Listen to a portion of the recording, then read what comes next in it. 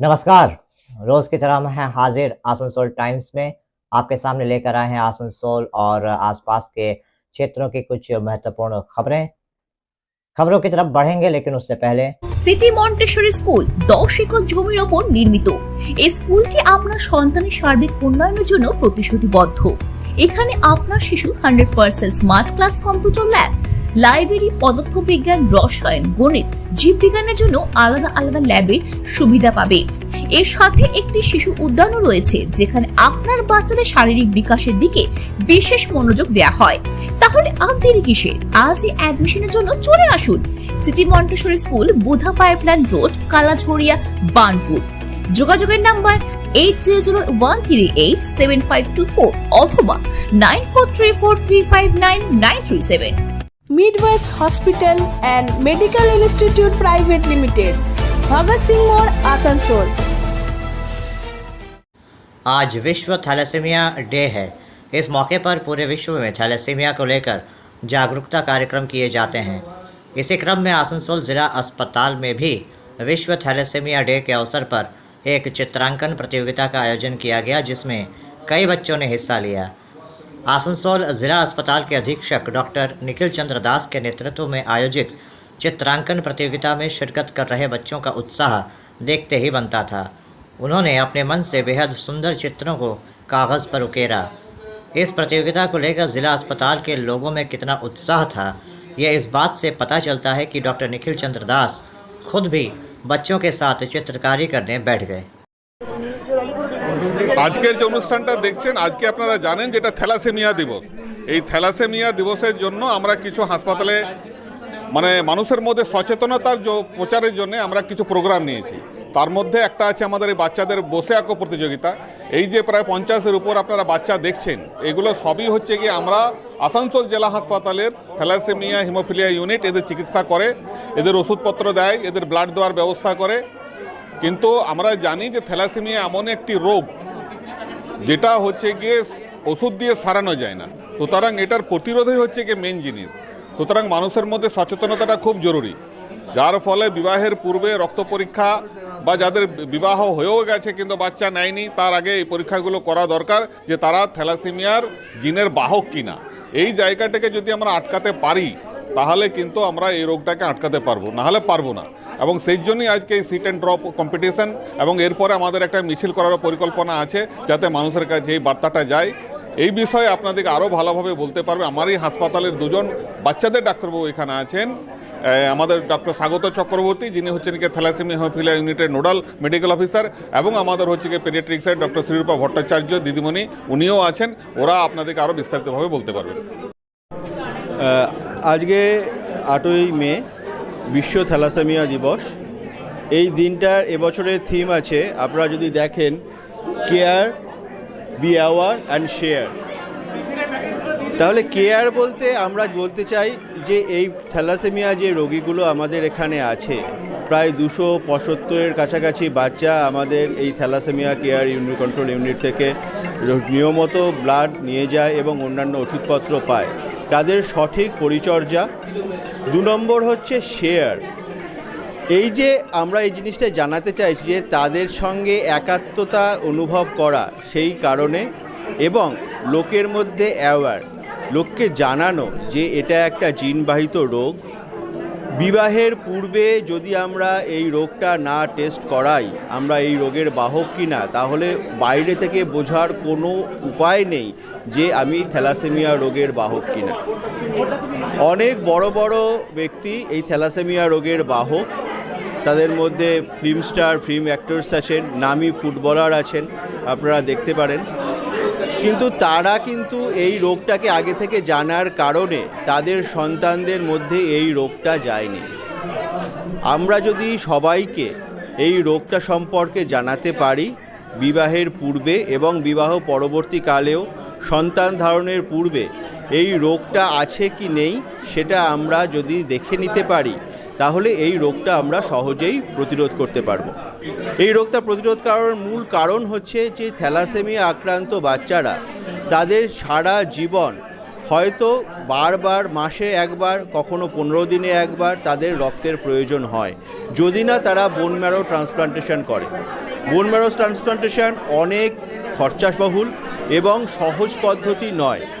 অতি সহজে বিবাহ পূর্ব এবং বিবাহ পরবর্তী রক্ত পরীক্ষার মাধ্যমে এই রোগটা থেকে আমরা বাঁচতে পারি।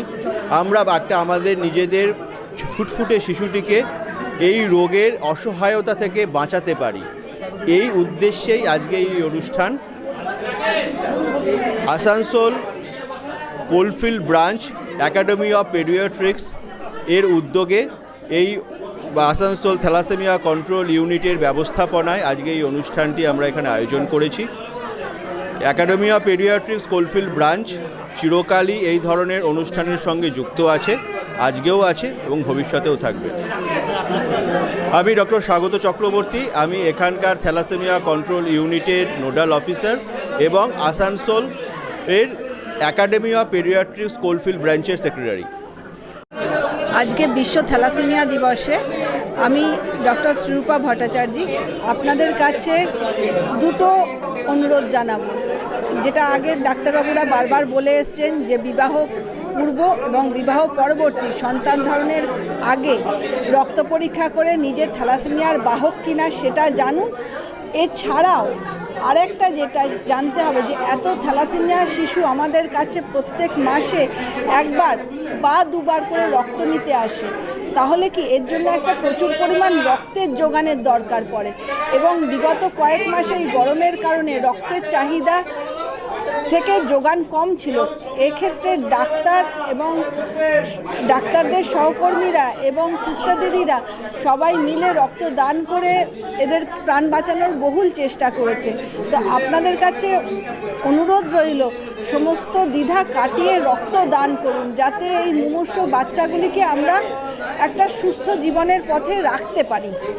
এছাড়াও সবার আগে অনুরোধ, থ্যালাসেমিয়া প্রতিরোধ করুন, আমরা যেন এটা হওয়ার আগেই আটকাতে পারি। ধন্যবাদ।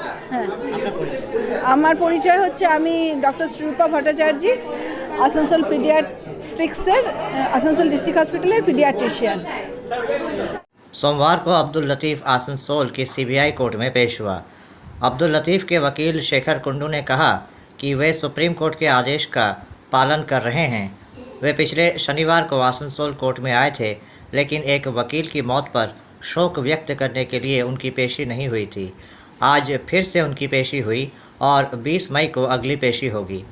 सुप्रीम कोर्ट के आदेशानुसार 3 दिन में 1 दिन और उसके बाद की अवधि में 4 दिन में 1 दिन सीबीआई अदालत में पेश होना होगा। এর আগে একদিন ডেট ছিল, সে ডেটে আমাদের কন্ডোলেন্স হয় একজন উকিলও মারা যাওয়ার জন্য। সেই জন্য আমরা সেই জায়গাতে বলেছিলাম যে আমরা এই কোর্টের অর্থাৎ সিবিআই কোর্টের যে কন্ডিশন যেটা দেওয়া ছিল সেটা আমরা কমপ্লাই করেছি। কিন্তু যেহেতু কন্ডোলেন্স ছিল সেই জন্য সেই ডেটটা অ্যাডজন হয়ে আজকের ডেটটা হয়। আমাদের সুপ্রিম কোর্টে যে লিমিটেড প্রোটেকশন অর্ডার যেটা ছিল সেটা তাতে বলা ছিল যে কোয়ার্টশিপ অ্যাকশান যাতে না নেয় এবং আমি যেন অর্থাৎ লতিফ যেন সমস্ত কন্ডিশন ফুলফিল করে। কন্ডিশন ফুলফিল করে এবং কোয়ার্টশিপ অ্যাকশান না নেওয়ার স্পিরিটটা হচ্ছে এই যে তাকে কাস্টডিতে ফর দি টাইমিং নেওয়া যাবে না। ফলে আমরা আজকে হাকিমের কাছে মুখ করলাম যে এই যে সুপ্রিম কোর্টের এই যে অর্ডার যেটা ছিল, যেহেতু সুপ্রিম কোর্টের এখন সামার ভ্যাকেশন আসছে ফলে বিষয়টা ওঠেনি, ফলে সেই অর্ডারটা এখনও পর্যন্ত কন্টিনিউড। ফলে আজকে ওই যে বেল যেটা ছিল সেই বেলের সঙ্গে কন্ডিশন যেটা রয়েছে যে আগে ছিল 3 দিনে 1 দিন দিতে হবে হাজিরে সিবিআই অফিসে, এখন 4 দিনে 1 দিন হাজিরা দিতে হবে, এই হচ্ছে অর্ডার। ফলে এটা আমাদের জানাই ছিল, যদিও আপনারা সকাল থেকে এসছেন এবং তার সঙ্গে দেখা করার জন্য, সেটা তো আপনাদের দিক। তো এই হচ্ছে অর্ডার। ফলে যতদিন পর্যন্ত, এবং আমার যা মনে হয় অনুমান বলছি আর কি, যে সুপ্রিম কোর্টের যে গরমের ছুটি হয়ে যাওয়ার পরে এই হিয়ারিংটা হবে। না, গরমের ছুটি হয়ে যাওয়ার পর মানে কথা, এটা তো কন্টিনজেন্সি একটা থাকে, সুতরাং ডেটটা তো পাওয়া যায় না, এখনও লিস্টে ওঠেনি। লিস্টে উঠলে যতদিন পর্যন্ত লিস্টে না ওঠে এবং যতদিন পর্যন্ত হিয়ারিং না হয়, এই যে অর্ডার যেটা উনি পেয়েছেন সেটা উনি অ্যাভেল করবেন এবং তাকে এক্সামিন করেছিল। 20 তারিখে, এই মাসের 20 তারিখে। তার কারণ হচ্ছে তারপরে আমাদের গরমের ছুটিটা হবে, তাহলে 20 তারিখ হচ্ছে এখানকার ডেট। সিবিআই এক্সামিন করেছেন, ওরা গিয়েছিল, হাকিম দেখেছেন, সেই এক্সামিনেশনে কী ফলাফল সেটা আমরা পাইনি, জানার কথাও না। It is included in this CD. 20 তারিখ। अभी वक्त हो चला है एक छोटे से ब्रेक का, बने रहिए हमारे साथ। Hillview hospital, a multi speciality hospital with ICU and dialysis unit. Hillview hospital में orthopaedic, neurosurgeon, general physician, oncologist, child specialist, gynaecologist, homoeopathy सहित 15 विभागों के विशेषज्ञ चिकित्सकों द्वारा मरीजों का इलाज किया जाता है। हमारे यहाँ आपको मिलेगी कैशलेस इलाज की सुविधा। इसके अलावा अत्याधुनिक ICU, NICU, dialysis unit, trauma care सहित हर वो सुविधा मिलेगी जो हिलव्यू को बनाती है सही मायनों में एक मल्टी स्पेशलिटी हॉस्पिटल। हमारे यहाँ स्वास्थ्य साथी कार्ड पर भी इलाज उपलब्ध है। हिलव्यू हॉस्पिटल, हमारा पता SB Gourai road, near Asansol court, Sripally Kalibari, Indian Oil petrol pump के विपरीत। Mobile number 9046007833, 9046007834।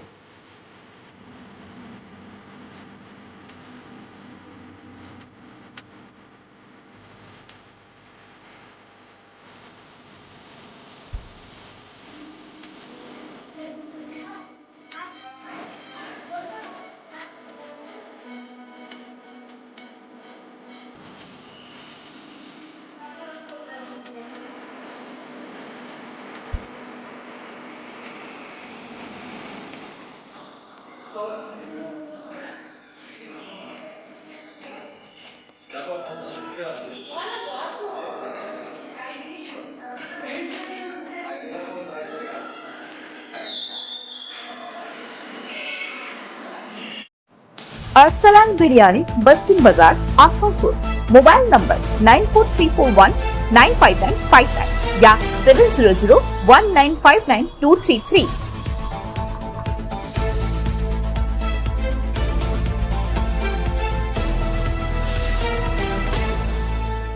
आसनसोल नगर निगम के 6 number borough chairman doctor Debashish Sarkar ने आज अपने कार्यालय में 13 व्यक्तियों को नगर निगम में स्थायी पद पर नियुक्ति प्रदान की।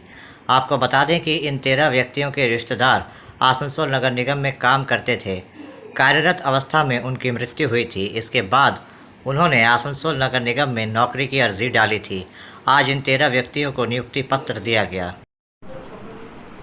আমি আমার স্বামীর পরিবর্তে কাজটা পেলাম। আপনি কোথায় থাকেন? আমি থাকি শীতলা মজুরিতে। আর আপনি চাকরি কোথায় পেলেন? আমি চাকরি পেলাম এই কর্পোরেশন অফিসে। মানে আপনি কর্পোরেশনে চাকরি পেলেন? হ্যাঁ। আচ্ছা, তো আপনার হাজবেন্ড কি আর নেই এখন?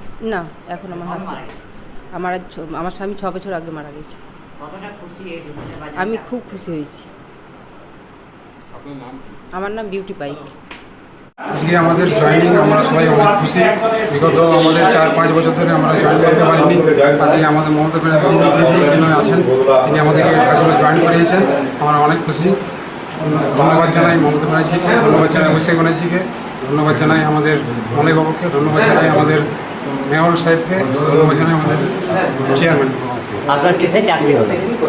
আমার লেবার সুইপারের কাজ। মানে কোথায়? মানে মিউনিসিপ্যালিটিতে? মিউনিসিপ্যালিটি। আচ্ছা, তো এই যে চাকরিটা হলো, আপনার এর আগে কি আপনার পরিবারে কেউ চাকরি করতো? এই পরিবারে আমার বাবা করতেন। বাবার কি মানে মানে ওরা, আপনি ওনার বাবা কি আর নেই আপনার? হ্যাঁ, বাবার বলতে আমি করছি। আমার বাবা ডেট করে গেছে, ডেট কোটাটা পেলাম। আচ্ছা, আপনি কোথায় থাকেন? আমি থাকি 13 নম্বর ওয়ার্ড। আপনি কোথায় চাকরি পেলেন? আমি পেলাম কালীবাড়ি। আচ্ছা, বাবা কি মারা গেছেন? হ্যাঁ, বাবা মারা গেছে 2019। কীভাবে মারা গেছে? বাবা অসুস্থ কারণে মারা গেছে। আচ্ছা, তো কতটা খুশি এই বাজারে চাকরি পেয়ে? কতটা এই বাজারে অনেকটাই মানে খুশি, যত খুশি পেলাম আর বলে বোঝাতে পারবো না। যত একটা গরিব পরিবার, আমরা অসহায় ছেলে, আমরা দীর্ঘদিন দিনমজুরি কাজ করছিলাম বাবা মরে যাওয়ার পর। এবার একটা চাকরি পেলাম, স্থায়ী হয়ে গেল। এতদিন কী কাজ করতেন? আমি এরপর রাজমিস্ত্রি কাজ করতাম আর দলের হয়ে কাজ করতাম। পার্টির ওয়ার্ড সভাপতি বাড়ির সমাজের। নাম কি? সত্যেন। আজ এই যে এখানে কিছু লোক এসেছিল দেখলাম এবং আপনি তাদেরকে চাকরির ব্যাপারে কথাবার্তা বলেন, কি ছিল ব্যাপারটা? এই ব্যাপারটা ছিল আসানসোল মিউনিসিপ্যাল কর্পোরেশনে যে মানুষরা আগে কর্মরত ছিলেন কিন্তু তাদের চাকরির অবস্থায় থাকা অবস্থায় কিছু করে মৃত্যু ঘটেছে, তাদের বাড়ির নিকট আত্মীয়কে আজকে চাকরি প্রদান করলেন আমাদের সরকারের তরফ থেকে, আবার তাদের পুনর্বহাল করানো তাদের বাড়ির এক একজন সদস্যকে। টোটাল 13 জনকে পশ্চিমবঙ্গ সরকারের তরফ থেকে আমাদের কর্পোরেশনে মাননীয় মুখ্যমন্ত্রী, মাননীয় মেয়র সাহেব এবং মন্ত্রী সাহেবের ঐকান্তিক প্রচেষ্টায় আজকে তারা আবার 13 জন মানুষ পুনর্বহাল হলো, তারা চাকরি পেলো, তাদের বাড়ির লোক চাকরি পেলো। মানে এরা আসানসোল পৌরসভার স্থায়ী চাকরিতে নিয়োগ? হ্যাঁ, স্থায়ী চাকরিতে এরা নিয়োগ হলেন। আচ্ছা, এই যে আপনি বলছেন মারা গেছিল, এই টাইম এটা কতদিন, কেউ কতদিন আগে মারা গেছে? এবার এই যে ব্যাপারটা, এটা আপনাকে ক্লিয়ার করে দিই। চাকরি আমরা খুব তাড়াতাড়ির মধ্যেই রেডি করেছি, কিন্তু কিছু কিছু ক্ষেত্রে একটু দেরি হয়েছে। কেন দেরি হয়েছে? কেন তাছাড়া তাদের পারিবারিক কারণে দেরি হয়েছে। আমাদের কর্পোরেশনের তরফ থেকে এতে কোনো দেরি বা গাফিলতি বা কোনো ইন্সপেক্টর লেভেলে, বড়ো লেভেলে কোথাও কোনো প্রবলেম ছিল না। প্রবলেমটা ছিল যেটা হয়, ধরুন এটা আপনারাও জানেন, যে বাড়িতে কে চাকরি পাবে বা কে চাকরি করবে এইটা তারা ডিসাইড করতে একটা দীর্ঘ সময় নিয়েছে। সেই কয়েকটা কেসই, এবং যেমন দেখবেন আরও একজনের চাকরি আমাদের খালি রইল, আমি নামটা এই মুহূর্তে বলতে পারছি না, কিন্তু এই লিস্ট আপনাদের সামনে দেখালাম হালকা করে, কেন ওর বাড়ির ডিসপিউট ক্লিয়ার হলো না কে চাকরি করবে। এবং যদি আপনারা ধরুন কেউ আইনি জটিলতায় চলে যায়, কোর্টের আদেশ চলে আসে, তার চাকরিটা শুধু আটকে যায়, বাকি সব চাকরি পশ্চিমবঙ্গ সরকার মাননীয় মুখ্যমন্ত্রীর নির্দেশে প্রত্যেক মানুষের পাশে দাঁড়ানোর যে প্রকল্প, প্রত্যেক মানুষের সঙ্গে থাকার, তাতে প্রত্যেকে চাকরি পাবে। আমাদের গভর্নমেন্টের প্রথম নীতি হচ্ছে মানুষকে চাকরি দেওয়া, কোনো না কোনো উপায় মানুষকে মানে কর্মী সংকোচন করা আমাদের লক্ষ্য নয়। আর অনেকজন চাকরির জন্য ঘুরছেন, তাদেরকে কি যারা ঘুরছেন, ঠিক আছে, আমাদের এই বড়োতে আমার মনে হয় না আর কেউ ঘুরছে, শুধু একটা আপনাদের জানালাম, বাকি রইল যারা তাদের ফ্যামিলি ডিসপিউট ক্লিয়ার হয়নি, আর একটা কি দুটো কেস বাকি আছে, তাদের কোনো ডিপেন্ডেন্ট নেই। তো ডিপেন্ডেন্টের বলতে অন্য কাউকে চাকরি দেওয়া হবে না, সেই জন্যে বাকি দেখবেন আমাদের কর্পোরেশন লেভেলে কোথাও কোনো চাকরি সেইভাবে বাকি থাকছে না, কেন কর্পোরেশন এই ব্যাপারে অত্যন্ত তৎপরতার সঙ্গে কাজ করেছে এবং খুব শীঘ্রই অ্যাপ্রুভেল এনে প্রত্যেককে বহাল করা হলো। এবং সমস্যা কিছু কিছু থাকে, যেমন ধরুন আমি কোনো গ্রেডে কাজ করতাম, আমার সন্তান বা আমার ভাইপো হয়তো সেই গ্রেডে কাজ করতে চাইছে না, তখন একটা জটিলতা আসে, কিন্তু আমাদের সরকারের মানবিক চেহারাটা সেখানেও ফুটে ওঠে, তাদের যোগ্যতা অনুযায়ী আবার তাদের পুনর্বহাল করা হয়, নতুনভাবে বহাল করা হয়। আচ্ছা, চাকরি যে প্রদান করা হলো, নিয়োগ যে আজকে হলো, এটা কি পুরো স্থায়ীভাবে পেলো না কোনো অস্থায়ীভাবে খালি রাখা? এরা চাকরি যেটা পেলো, এটা এদের একটা পিরিয়ড থাকবে, তারপর তাদের প্রত্যেকে মানে এটা গভর্নমেন্টের থেকে চাকরি, এটাতে স্থায়ী অস্থায়ী ব্যাপার আসে না, ঠিক আছে। এটা আসানসোল মিউনিসিপ্যাল কর্পোরেশনের আন্ডারে তারা কাজ করছে, এবং অনেক জব আউটসোর্স থাকে, কিন্তু সেগুলো দেখবেন কন্ট্রাকচুয়াল অনেক সার্ভিস থাকে। এখন তো পুরো দেশটা কন্ট্রাকচুয়াল, সেনাতে তো কন্ট্রাকচুয়াল বেসিসে চলছে। আপনারা আমাদের জিজ্ঞেস করেন যে আমরা পার্মানেন্ট চাকরি দিচ্ছি কিনা, কিন্তু আপনারা কখনো এটা জিজ্ঞেস করেন না যে কার্গিল লাদাখে যে -40 ডিগ্রি -50 ডিগ্রিতে কাজ করছে, সেই মানুষটা কীভাবে কাজ করছে কন্ট্রাকচুয়াল বেসিসে। আমাদের তো সারফেস জব, কেউ তো মানে বিরোধী আর তো নেই, আর এবং সয়েলও নেই, কাজ করতে হয় না, তো কী বলে তাতে আমরা ধরুন পার্মানেন্ট চাকরি প্রদান করি মানুষকে। কিন্তু আজকে ভাবতে কতটা খারাপ লাগে যে আর্মিতে তারা পার্ট টাইম জব করবে, অনেকটা পার্ট টাইমের মতো, ঠিক কি না, কন্ট্রাকচুয়াल बेसिस है। आज बर्नपुर के रांगापाड़ा इलाके में स्थित काशीनाथ लाहिड़ी स्कूल के गेट के सामने स्कूल छात्रों के अभिभावकों ने विरोध प्रदर्शन किया। उनका कहना है कि स्कूल प्रबंधन की मनमर्जी के कारण यहाँ के विद्यार्थियों को मुश्किलों का सामना करना पड़ता है। इनका कहना है कि अगर स्कूल का कोई विद्यार्थी 1 मिनट भी लेट आता है तो उसे स्कूल में प्रवेश नहीं करने दिया जाता, जबकि स्कूल के प्रिंसिपल के साथ 3 विद्यार्थी 15 मिनट देरी से आए, लेकिन उनको स्कूल में प्रवेश करने की अनुमति दी गई। इसके अलावा बच्चों के अभिभावकों ने स्कूल प्रबंधन पर और भी तमाम तरह के आरोप लगाए। इनका कहना है कि स्कूल प्रबंधन अपनी मनमर्जी से स्कूल का परिचालन करता है, जिस वजह से विद्यार्थियों को काफ़ी दिक्कतें पेश आती हैं। আমরা এখানে নিয়ম হচ্ছে 7টা 10, আমরা 7টা পাক্কা 7টা 11তে এসছি, 11তে ঢুকতে দিচ্ছে না, গেট বন্ধ। আমরা জিজ্ঞাসা করছি, বলছে না গেট খোলা হবে না, 7টা 10 বেজে গেছে। তো 7টা 10 বেজে গেছে, তো 1 মিনিটের জন্য আমরা এধারে প্রিন্সিপাল 7টা 15তে আসছে, প্রিন্সিপালের সঙ্গে 3টে বাচ্চা, 3টে ছেলে প্রিন্সিপালের সঙ্গে ঢুকে গেল। আমরা জিজ্ঞাসা করছি কি জন্য ঢুকলো, বলছে মধুকুণ্ডা থেকে আসছে বলে ওদেরকে ছাড়। আমরা কি জান পান দিয়ে কি যে গাড়ি নিয়ে আসবো নাকি? রাস্তা খারাপ, রাস্তা খারাপ। প্রিন্সিপালের সঙ্গে কথা বলছি, প্রিন্সিপাল বলছে ম্যানেজমেন্টের সঙ্গে কথা বলুন, ম্যানেজমেন্টে 11টার সময় আসবে। তাহলে আমাদের টাইমের তো কোনো ভ্যালুই নেই, ছাড়ুন। আপনি কি চাইছেন? আমরা চাইছি এটার একটা ফয়সালা হোক। আমরা যে কোনো আজকে 1 মে স্কুল ছুটি নেই, আমরা জিজ্ঞাসা করতে গেলাম কেন 1 মে ছুটি, বলছে আমরা ওইটা বাই মিস্টেক, আমরা জানতাম না। 1 মে বলছে আমরা জানি না ছুটি। আর हम लोग আমার নাম হচ্ছে অনুপম দাস। যদি লেট করে এসছে 1 মিনিট 2 মিনিট, তাহলে তাকে অ্যাটেন্ডেন্স তার না হোক, কিন্তু বাচ্চাটাকে তো ভিতরে কমসে কম করা উচিত, ক্লাস করতে দেওয়া উচিত, অ্যাটেন্ডেন্সের দরকার নেই। এরকম যদি বড় বাচ্চারা যদি এখানে এসে পরে যদি ঘুরে চলে যায়, তার মধ্যে 1-2টো বাচ্চা যদি কোনো দুর্ঘটনা হয়ে যায়, তাহলে পুরো দায়িত্ব তো পুরো স্কুল কর্তৃপক্ষ হবে। কেন ক্যামেরা তো এখানে লাগা আছে, দেখবে যে স্কুলগুলো বাচ্চাগুলো এখানে এসছে, ওদের ঢুকতে দেয়নি, তার মধ্যে কোনো একজন দুর্ঘটনা যদি হয়ে যায়, তাহলে তো স্কুলের দায়িত্ব। তাহলে তখন কি হবে? সামান্য 1 মিনিট 2 মিনিটের জন্য যদি এত নিয়ম করে, নিয়ম তো অনেক আছে। আমরা যখন বলতে যাচ্ছি নিয়ম, ডায়েরিতে লেখা আছে আপনি এই করছেন, বলছেন না ওটা মিস প্রিন্টিং, বুদ্ধ পূর্ণিমা ছুটি নেই, আর কিছু বলতে যাচ্ছি তখনই কোনো না কোনো এক্সকিউজ দিচ্ছে। তো এইভাবে কিভাবে হবে? স্কুল ম্যানেজার বলছে আমার সঙ্গে কথা বলে লাভ নেই, আমার আরো কেউ আছে আমার উপরে, তার সঙ্গে কথা বলতে হবে। উনি যদি বলেন 2 ঘন্টা দেরি হলে ঢুকতে দেবে স্টুডেন্টকে, তাহলে আমরা ঢুকতে দেবো। আমার নাম সত্যজিৎ সরকার। আজকে আমার বাচ্চার 1 মিনিট লেট হয়েছে, তো গেট বন্ধ করে দিয়েছে। এখন ভেতরে যখন যাচ্ছি তখন ওনারা বলছেন ডিসিপ্লিন মেনটেন করুন, 1 মিনিট লেট হলে আপনার বাচ্চাও পরে ডিসিপ্লিন মেনটেন করবে না, আপনারা এখন মেনটেন করুন, তবে আপনাদের বাচ্চাও ডিসিপ্লিন মেনটেন করবে। তাহলে 4 তারিখে আমার বাচ্চা যে স্কুল এসেছিল, সেদিনকে কেন আমার বাচ্চাকে অ্যাবসেন্ট করা হলো? আমার ফোনে 11:30টার সময় যে মেসেজ ঢুকছে যে আপনার বাচ্চা অ্যাবসেন্ট আছে, তাহলে এখন যখন আমি কথাটা বলতে গেলাম তখন উনি বলছেন বাই মিস্টেক চলে গেছে। তাহলে আমার বাচ্চা যদি সেদিন কোনো কিছু প্রবলেম হতো, তাহলে কে দায়িত্ব নিত? তাহলে ওনারা যখন কথা শুনছেন না, তো আমার ফোনে কেন বাই মিস্টেক মেসেজ যাবে? ওনারা যখন ডায়েরি মেনশন করছে না, সেদিনকে বিপির দিন ওনাদের ডায়েরিতে রেড করা আছে, দাগ দেওয়া আছে, তাহলে বিপির দিন ওনারা ছুটি দেননি। তখন বলছেন যে হোয়াটসঅ্যাপে তো মেসেজ দেওয়া হয়েছে স্কুল আছে। এবার বাই মিস্টেক কারো যদি হোয়াটসঅ্যাপ বন্ধ থাকলো, তাহলে সে তো মোবাইল খারাপ থাকলো, সে তো জানতে পারবে না। এখন কি বলছে? এখন তো আমি যখন বললাম যে আমার মেয়ে 4 তারিখে এসেছে, তখন 4 তারিখে স্কুল এসেছে তো অ্যাবসেন্ট দেখাচ্ছে, তখন উনি বলছেন যে ওটা বাই মিস্টেক চলে গেছে, অফিসে বলুন, অফিস থেকে ওটা ক্লাস টিচারের কাছে হবে। তো তাহলে এইগুলো আমার বাচ্চার যদি সেদিন কোনো কিছু প্রবলেম হতো, তাহলে বাই মিস্টেক কে তখন হতো? তখন দায়িত্বটা কে নিত? তখন তো বলতো যে অ্যাটেন্ডেন্স নেই, স্কুল আসেনি। আমার নাম মিতালি মাঝি। तो अभी आप देख रहे थे आसनसोल और आसपास के इलाके की कुछ महत्वपूर्ण खबरें। हम रोज आप तक शिल्पांचल की महत्वपूर्ण खबरों को पहुंचाते रहेंगे, और अगर आपको हमारे इन खबरों से बाखबर रहना है, तो आपको करना होगा एक छोटा सा काम। आपको हमारे चैनल आसनसोल टाइम्स को सब्सक्राइब करना होगा और पास में दिए गए बेल आइकन को प्रेस करना होगा, ताकि जब भी हम कुछ नई खबर या कुछ नया पोस्ट डालें, तो इसकी खबर आप तक पहुंचे और आप इन गतिविधियों से बाखबर रह सकें। इसके अलावा आप हमारे वेबसाइट www.asansoltimes.co.in पर लॉगिन भी कर सकते हैं, और वेबसाइट के जरिए और हमारे पोर्टल के जरिए शिल्पांचल की हर छोटी बड़ी गतिविधियों से बाखबर रह सकते हैं, उनकी जानकारी हासिल कर सकते हैं। आज के इस बुलेटिन में इतना ही। कल फिर होगी आपसे मुलाकात। नमस्कार।